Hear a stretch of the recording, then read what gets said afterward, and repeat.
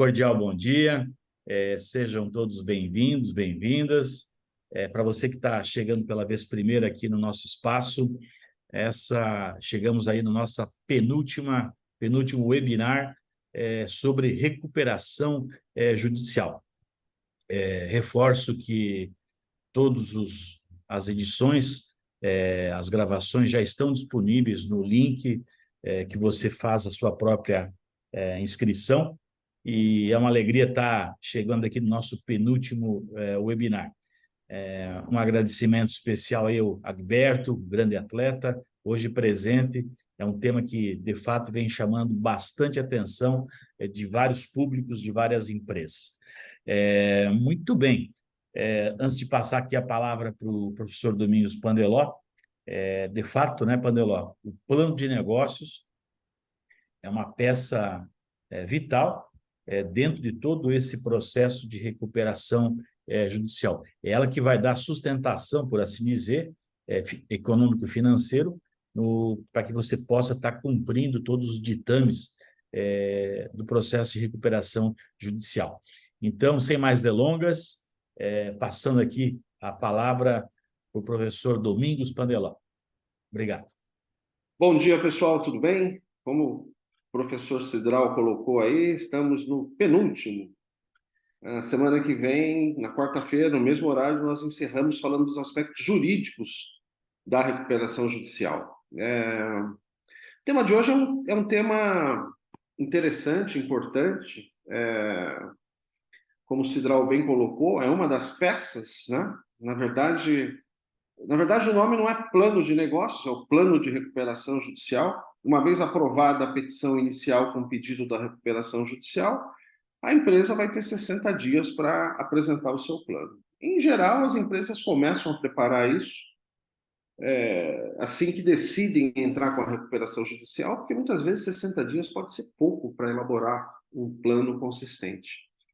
E nesse plano tem que estar tudo, tem que estar mostrando claramente como é que a empresa vai se reinventar. Porque quando a gente fala de recuperação judicial, nós estamos falando de uma empresa em crise.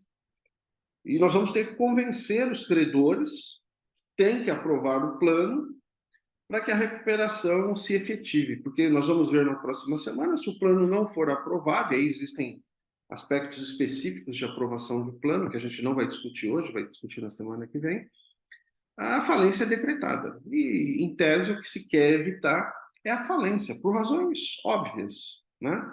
Você, pensando na função social da empresa, na geração de empregos, impostos, e na economia, né? no giro da economia como um todo. Então, o tema de hoje é um tema muito interessante. Eu vou dar uma abordagem aqui como se fosse plano de negócio, mas é um plano de recuperação judicial. E aqui o nosso slide clássico aí do curso, vocês já me conhecem.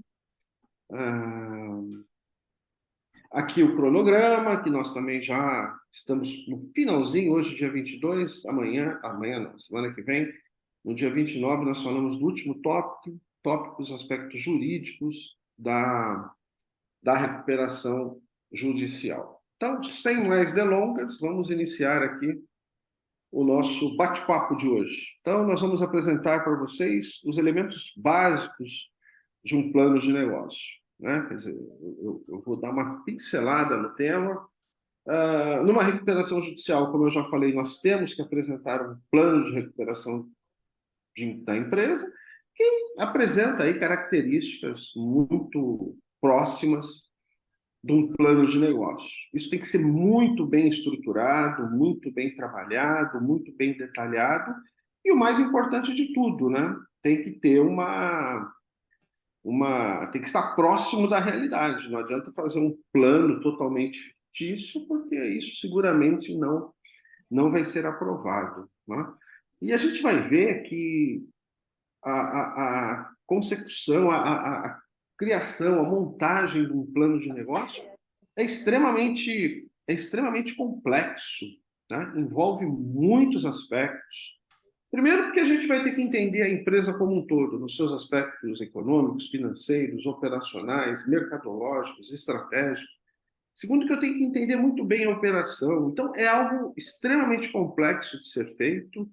O ideal, eu até comento isso num slide, é que o plano de negócio seja feito não para recuperação judicial, seja feito não para pedir dinheiro para um banco, não para buscar um novo investidor, mas seja feito o tempo todo para a empresa, porque quando você faz um plano de negócio, você meio que se obriga a parar e a pensar estrategicamente no seu negócio, a parar e pensar estrategicamente na sua operação. Pessoal, isso vale para qualquer tipo de negócio. Qualquer tipo de negócio. Pode ser uma escola, uma escola como a Sustentare. Pode ser o Comitê Olímpico, como a gente estava conversando agora há pouco com o Agberto. Pode ser um clube esportivo. Pode ser uma indústria. Pode ser o Starbucks, como eu estava conversando com o Felipe pouco antes das 8. Então, independentemente do negócio, independentemente de qualquer coisa, a elaboração do plano de negócio é algo extremamente importante. Isso pode ser feito para a empresa e pode ser feito até para um novo projeto. Você pode pensar como que esse novo projeto, primeiro, se esse novo projeto é viável, segundo, como que esse novo projeto vai interagir com os demais projetos da empresa. Então, é extremamente amplo isso. A gente vai dar aqui, como eu comentei, uma visão geral para vocês. Aqui está o que eu acabei de falar, né? O plano de negócio é um importante instrumento de gestão, é um importante instrumento para a tomada de decisão. Então, ele não deve ser feito apenas em situações específicas. Mas, neste caso aqui, hoje, nós vamos estar discutindo a montagem de um plano de negócios voltado para a recuperação judicial.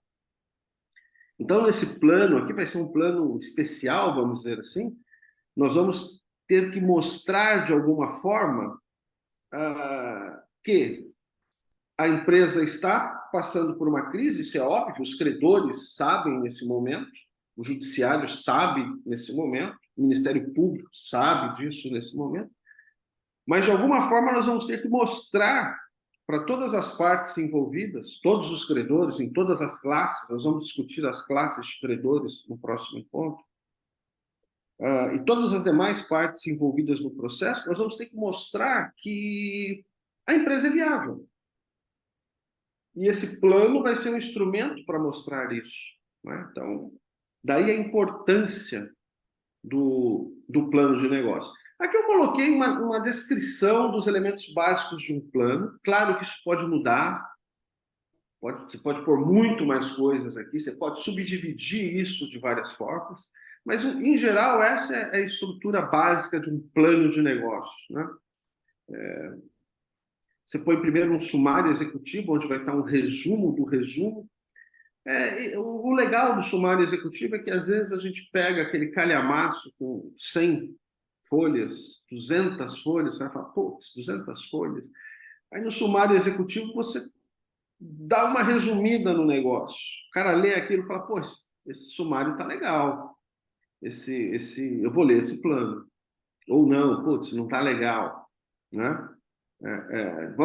Não é o caso aqui, mas vamos imaginar que a gente esteja fazendo um plano de negócio para captar recursos, para investidor. O investidor recebe um monte de novas ideias, de novos planos de negócio por dia. Ele não vai ler tudo, ele dá uma olhada rápida no sumário executivo, vê se aquilo lá chamou a atenção dele. Então, o sumário executivo tem que ser bem feito. Óbvio que você faz por último, né?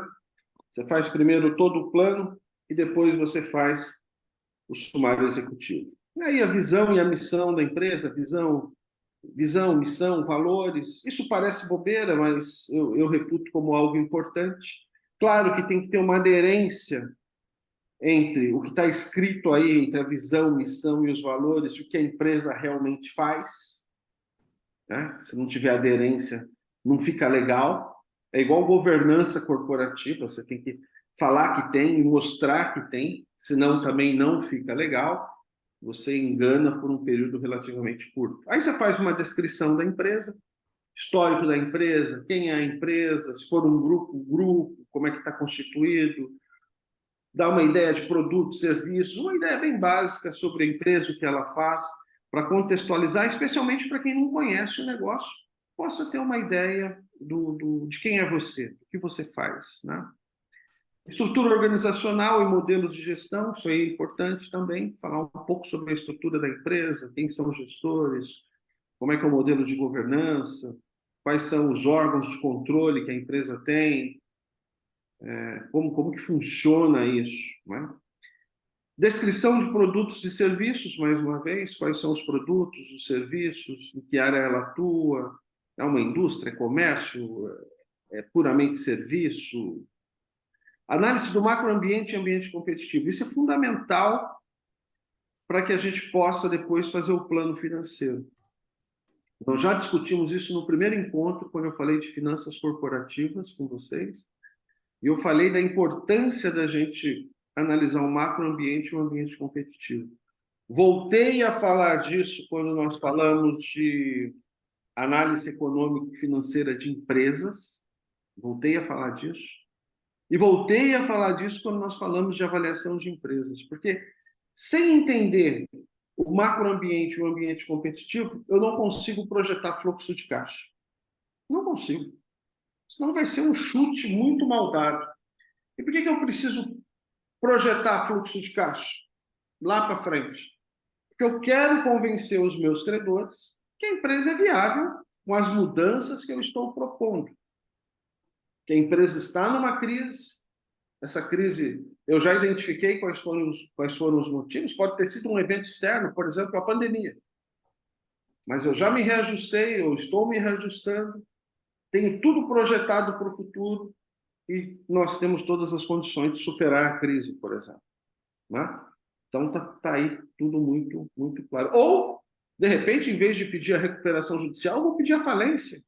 E aí eu já mostro para o juiz, olha, infelizmente eu não tenho como recuperar isso. Então, tudo isso é possível, tá?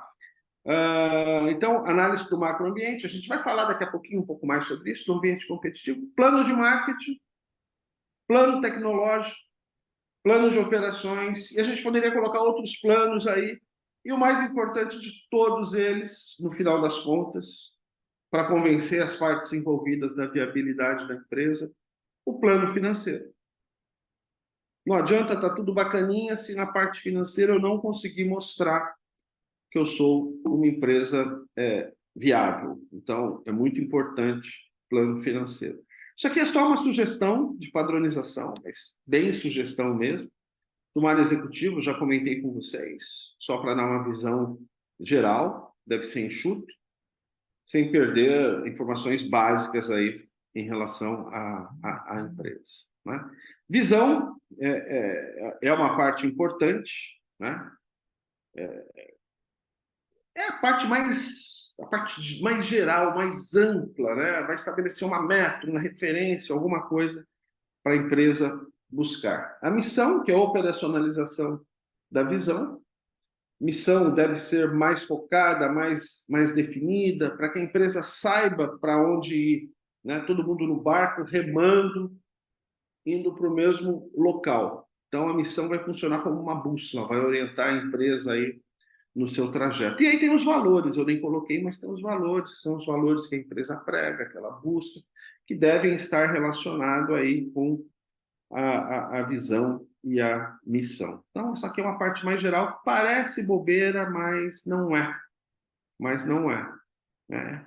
A gente tem que saber. Tem até um exercício interessante você chegar para os colaboradores, para os funcionários da empresa e perguntar qual é a missão da empresa. Se eles não souberem, é legal fazer um trabalho aí para que todos saibam. Né? A descrição da empresa, do conglomerado, como eu já falei, aqui é para trazer, coletar informações para a gente entender o modelo de negócio, para a gente entender quais são os fatores críticos de sucesso da empresa, o que a gente deve trabalhar, aonde a gente deve olhar. Para isso eu preciso entender a empresa. Se eu não entender bem a empresa, eu não consigo projetar nada, eu não consigo pensar em nada. Eu falei para vocês que o plano de negócio é interessante, que às vezes o próprio empresário, ou os acionistas, os cotistas, os donos da empresa, vamos colocar assim, eles estão ali no dia a dia trabalhando e tal, mas eles nunca pararam para pensar no modelo de negócio deles. Eles saem fazendo, e é muito comum isso.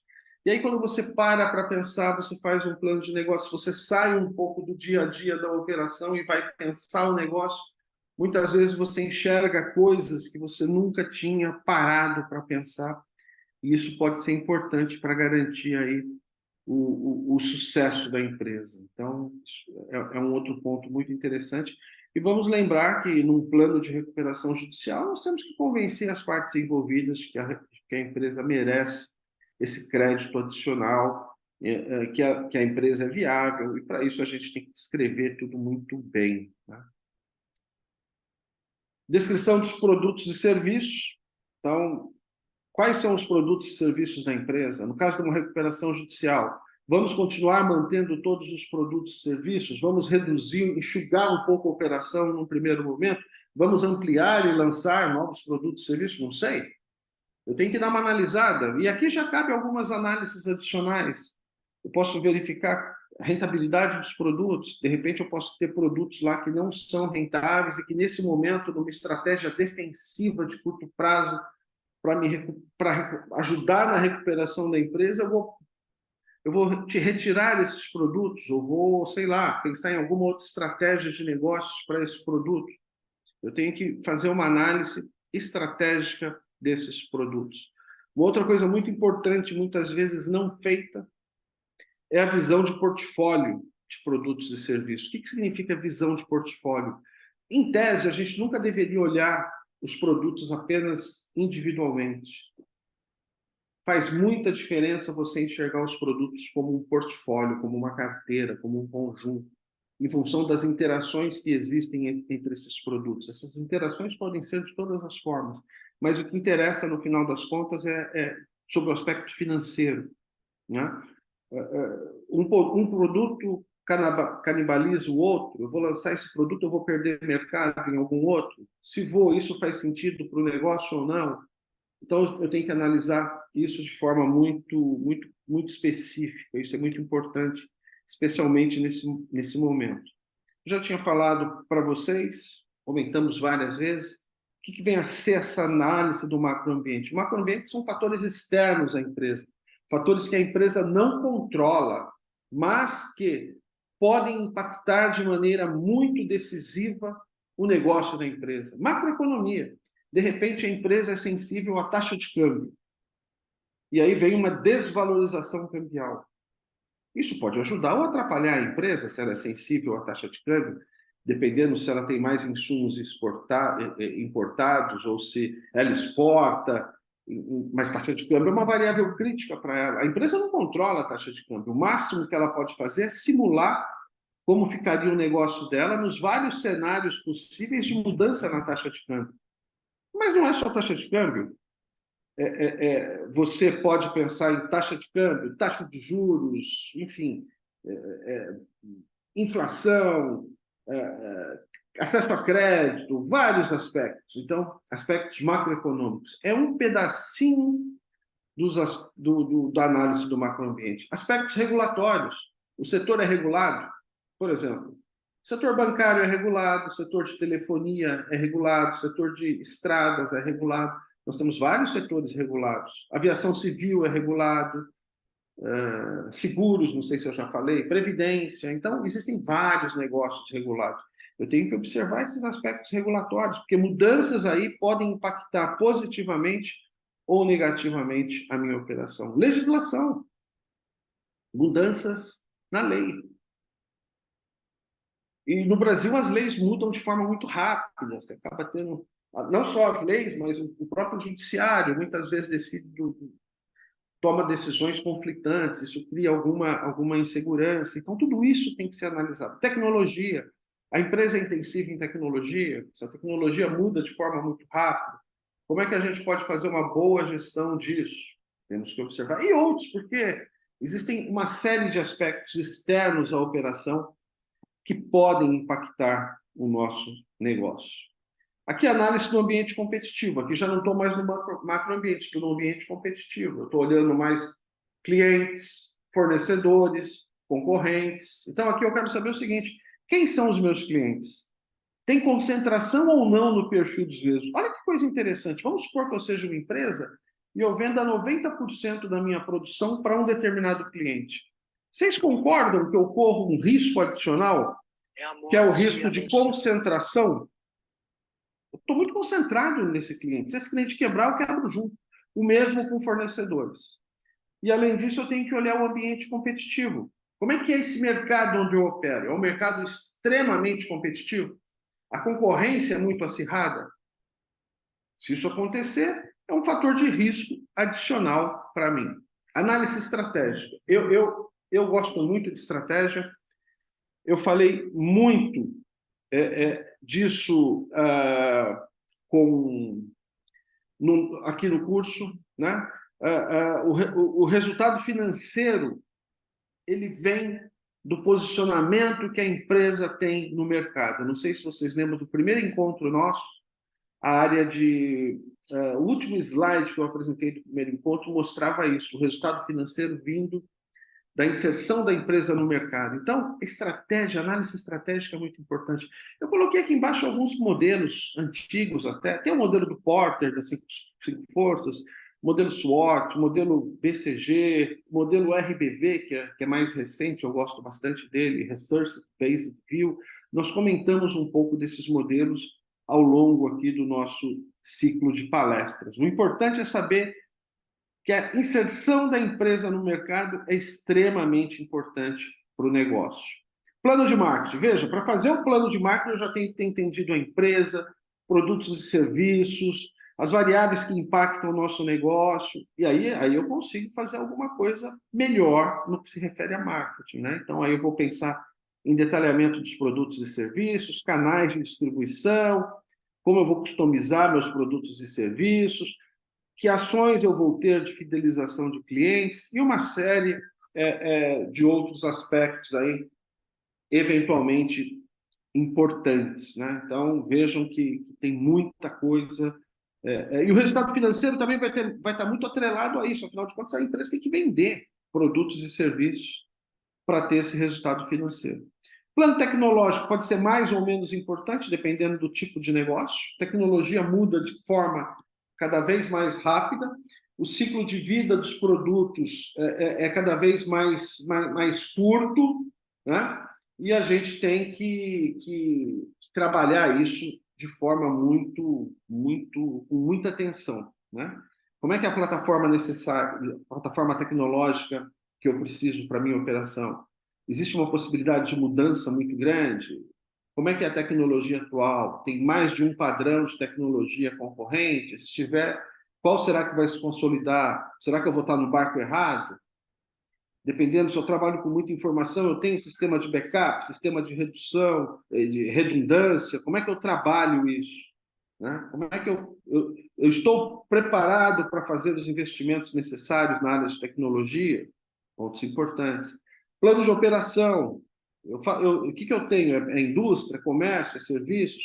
Isso vai variar muito dependendo do tipo de negócio, né?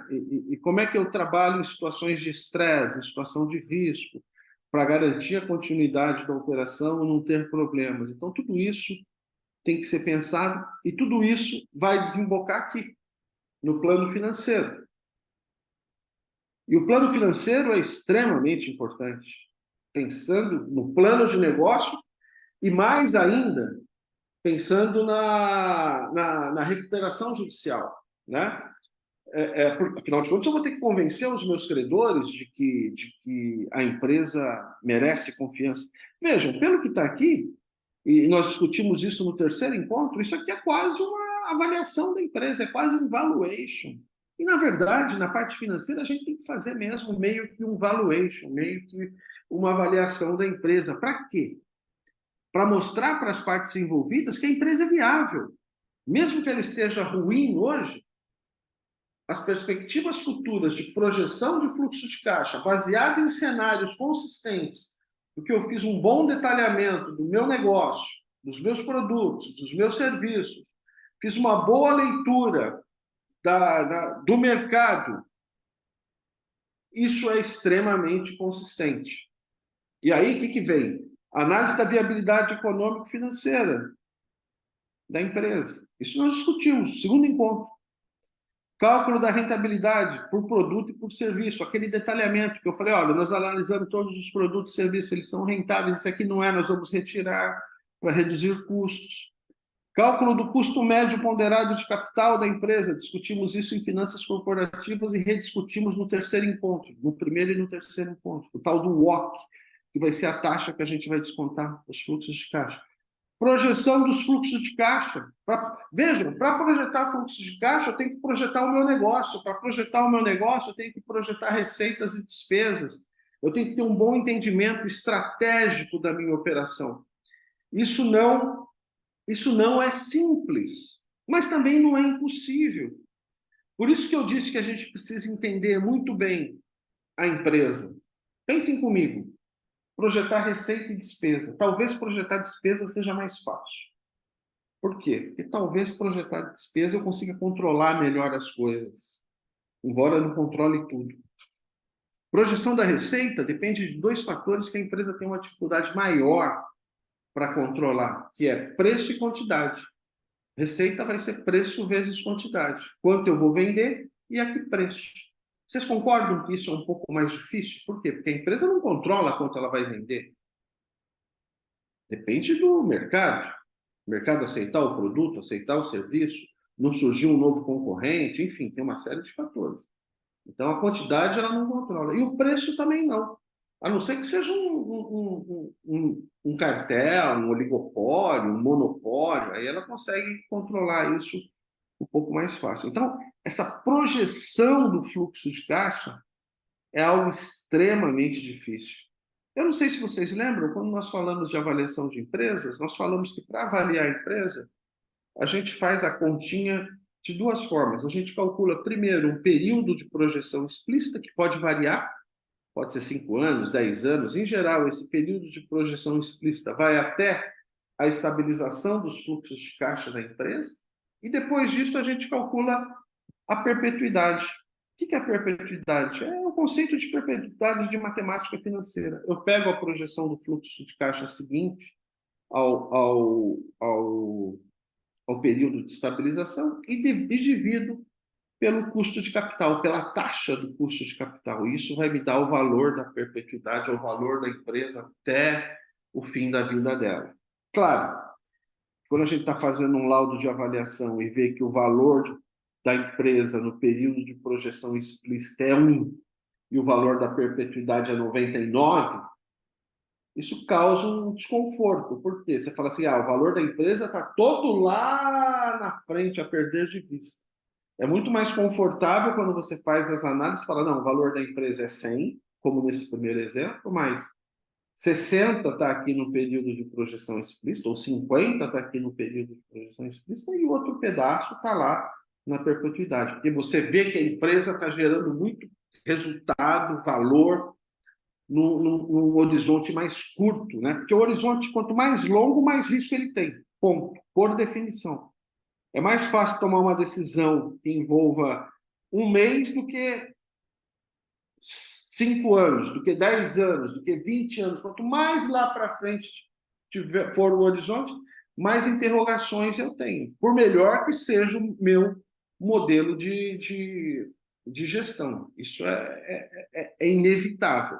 Bom, feito isso, a gente tem aí o valor da operação. Mas eu preciso entregar um valuation? Não, não é que você precisa entregar um valuation. Você precisa mostrar para as partes envolvidas que o teu negócio é rentável. Na verdade, aqui a gente não vai entrar tanto nisso hoje, eu vou falar mais a semana que vem. Você vai propor. O que você vai propor, na verdade, é mostrar o seguinte: olha, minha empresa é viável, está aqui o meu plano de negócios, vamos dizer assim, meu plano de recuperação judicial, e eu vou pagar vocês, credores, faz conta que são vocês que estão aqui na sala, e eu estou fazendo esse zoom para pagar vocês, eu vou pagar vocês da seguinte forma. Então, eu tenho que apresentar isso. Claro que isso tem que estar vinculado ao meu plano financeiro. Porque não adianta eu falar, não, eu vou pagar vocês assim, assim, assim, aí alguém levanta a mão e fala, pera lá, mas como é que você vai pagar isso se você não gera isso de resultado? Por isso que eu falei, o plano tem que estar, não pode estar dissociado da realidade, ele tem que estar aderente aos aspectos vividos. Muito bem. Gestão de riscos, isso aqui é extremamente importante, quase nunca colocado nos planos. Aqui existem vários riscos, eu coloquei alguns aqui apenas, tá? Coloquei os mais importantes: risco de crédito, risco de mercado e risco operacional. Mas existem vários riscos. Risco tecnológico, risco de imagem, até porque uma empresa em recuperação judicial normalmente teve problema aí com imagem. Risco sucessório.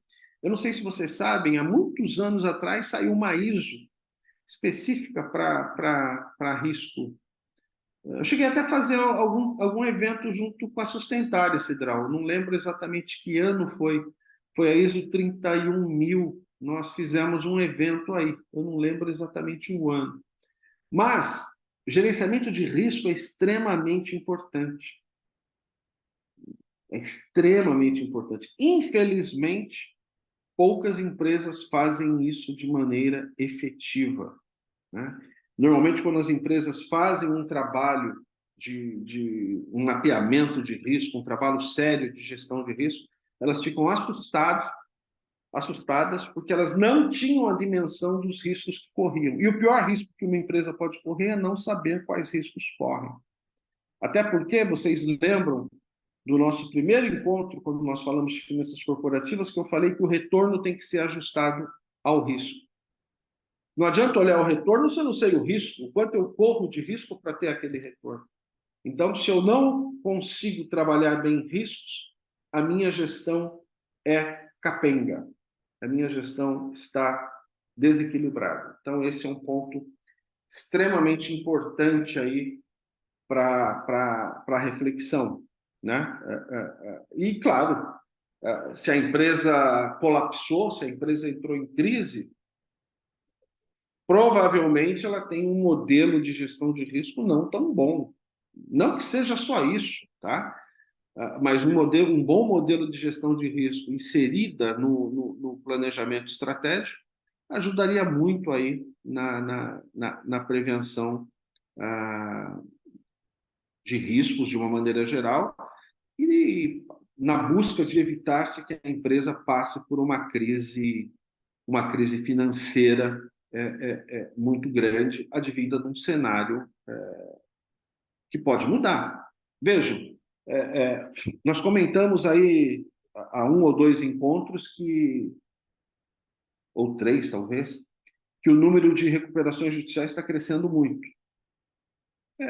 Parte disso pode ser, talvez, colocada na conta da pandemia.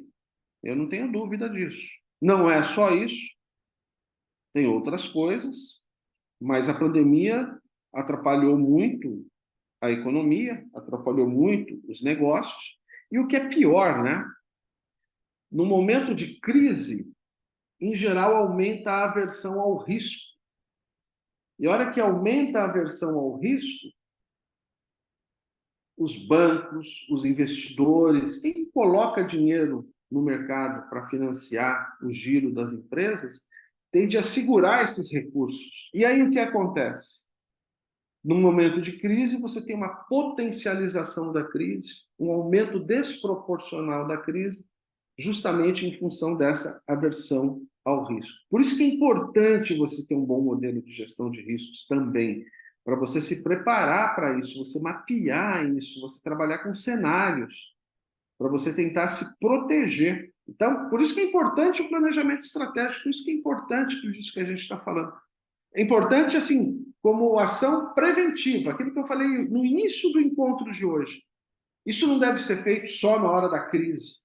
Isso deve ser feito sempre, até para entender o modelo de negócio e ver o que nós podemos fazer para tentar evitar que a empresa entre numa crise, que a empresa colapse. Então, é extremamente importante essa análise. Esse aqui é um outro ponto. Hoje é bastante falado, até é bastante discutido, mas talvez não praticado por todas as empresas, né?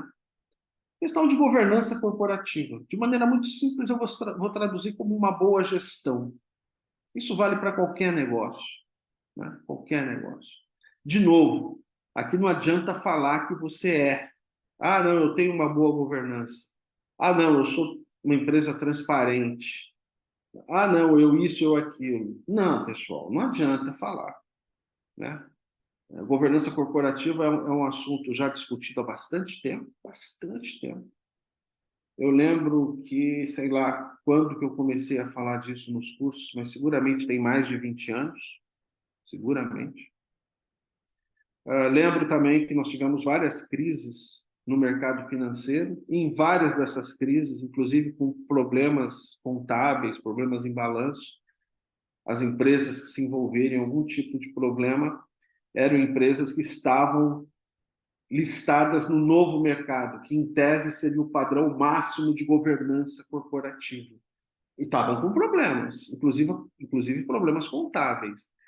Por que eu estou falando isso? Estou falando isso para mostrar que não adianta falar que tem, você tem que ter de verdade, né?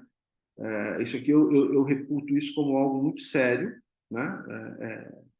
As exigências, as cobranças, as responsabilizações deveriam ser muito sérias nisso e deveriam ser cobrados não só os gestores, mas as empresas de auditoria que auditam os balanços, porque em alguns casos beiram o inadmissível. Isso não é um problema do Brasil, isso acontece no mundo inteiro. Nós tivemos várias crises globais, no mercado americano nós tivemos várias também, envolvendo fraudes, envolvendo conivência das empresas de rating, das auditorias, enfim, é um problema complexo, mas há que se buscar uma solução para isso, porque isso é ruim para o mercado.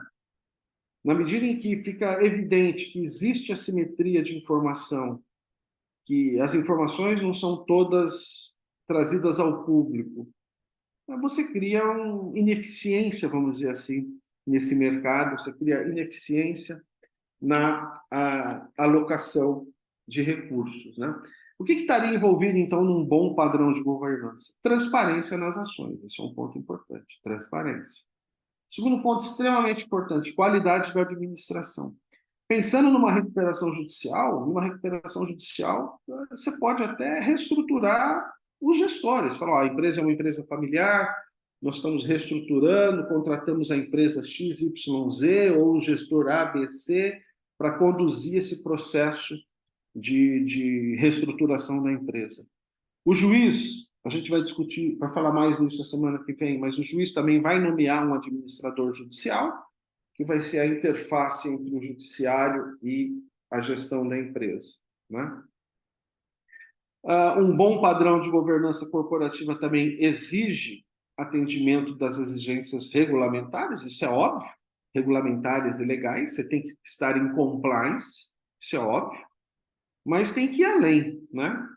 Você tem que atender, inclusive, os aspectos não regulamentares, mas que sejam aspectos importantes no que se refere à transparência, prestação de contas, qualidade das informações disponibilizadas.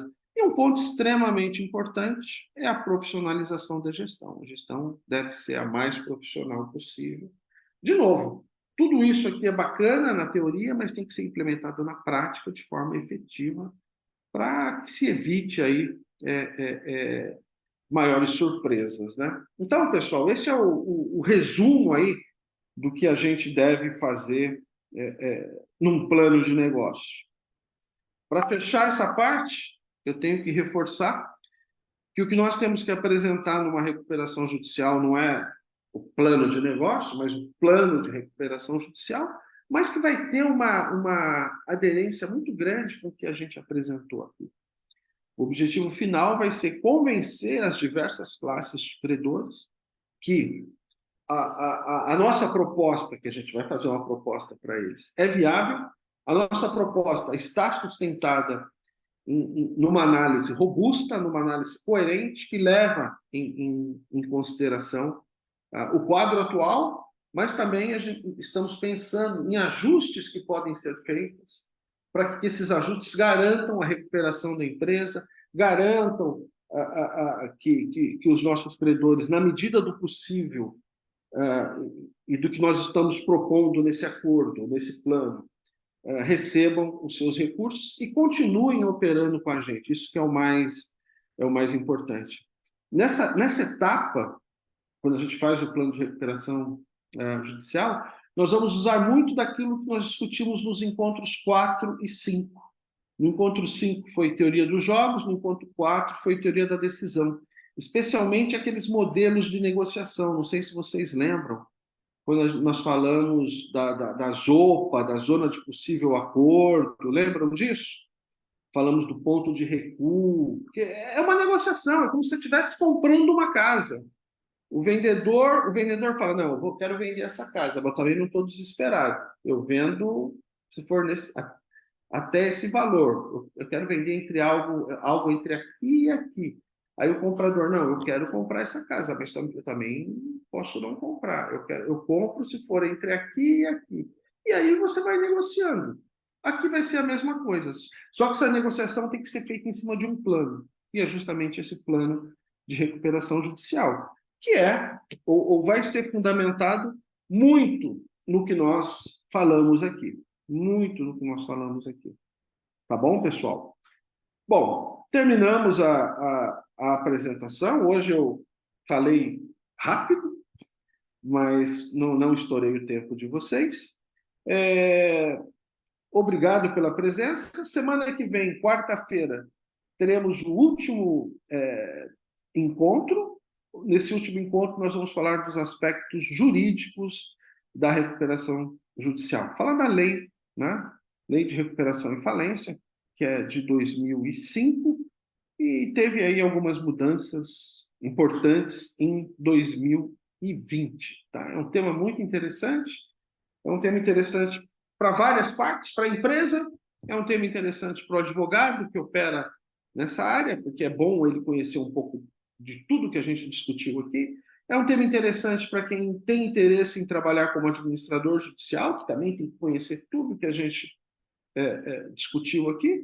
Também é interessante para o juiz, para o membro do Ministério Público que lida com isso no dia a dia. E como eu disse, isso está crescendo muito, infelizmente, né? Porque nós queríamos que todas as empresas estivessem muito bem, nenhuma precisasse da recuperação judicial. Mas é um instituto interessante que visa preservar empregos, a empresa tem uma importância social muito grande. Obrigado pela presença de todos. Obrigado mais uma vez, Cidral, e nos vemos, então, na semana que vem. Um abraço. Maravilha, professor Domingos Paneló. Muito obrigado a você por mais esse webinar. Obrigado aí pelas pessoas que estiveram conosco ao longo desse nosso encontro. E nós chegando à reta final, por assim dizer, da série de webinars, ciclo de webinars sobre o tema recuperação judicial. Estamos aí convictos que, dessa forma, estamos construindo algo bem consistente, um programa robusto, inovador, para justamente contribuir com essa forte demanda, essa forte necessidade para que os profissionais que queiram atuar em recuperação judicial estejam habilitados, com conhecimento técnico, habilidades pessoais, por assim dizer, para que possa tornar possível a recuperação judicial. Eu digitei há alguns minutinhos atrás o link para que vocês possam ter acesso, você que está acessando essa gravação, não só os presentes, né? Muitas pessoas estão acessando as gravações, o link está ali no chat. E dessa forma, nós damos por concluído o nosso encontro de hoje. Tá? Um forte abraço e até o próximo encontro. Muito obrigado. Abraço, pessoal. Tchau.